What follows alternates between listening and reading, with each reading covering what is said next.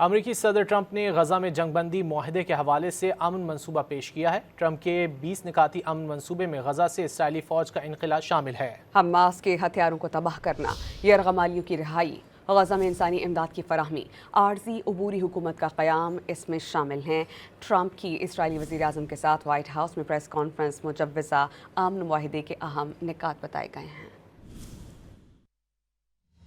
Trump کی اسرائیلی وزیراعظم کے ساتھ وائٹ ہاؤس میں پریس کانفرنس، امن معاہدے کے اہم نکات بتائے۔ ٹرمپ نے کہا کہ نیتن یاہو نے امن معاہدہ تسلیم کر لیا، معاہدے کو مشرق وسطیٰ کے ممالک کی مکمل حمایت حاصل ہے۔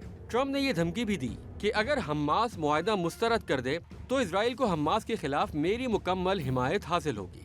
نکات میں فوری جنگ بندی، تمام یرغمالیوں کی رہائی، 48 گھنٹوں میں تمام 20 زندہ یرغمالیوں کی رہائی اور 24 مردہ یرغمالیوں کی باقیات کی واپسی شامل ہے۔ اسرائیل عمر قید کاٹنے والے 250 فلسطینیوں کو رہا کرے گا۔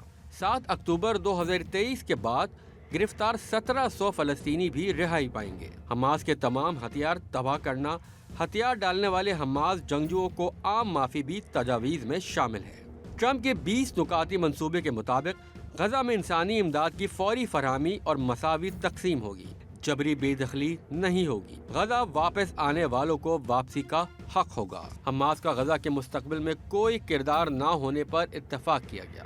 غزہ میں عارضی عبوری حکومت اور عارضی عالمی سیکیورٹی فورس کی تعیناتی بھی منصوبے کا حصہ ہے۔ غزہ میں تعمیر نو، فلسطینی اتھارٹی میں اصلاحات کی تجاویز بھی دی گئی۔ اسرائیلی فوج کا غزہ سے مرحلہ وار انخلا ہوگا۔ اسرائیل کو غزہ پر دوبارہ قبضہ یا الحاق کی اجازت نہیں ہوگی۔ اسرائیل نے قطر پر مزید حملے نہ کرنے کی یقین دہانی بھی کرا دی۔ ٹرمپ نے یہ بھی بتایا کہ غزہ سے دہشت گردی کے خاتمے کے لیے انٹرنیشنل بورڈ آف پیس بنے گا۔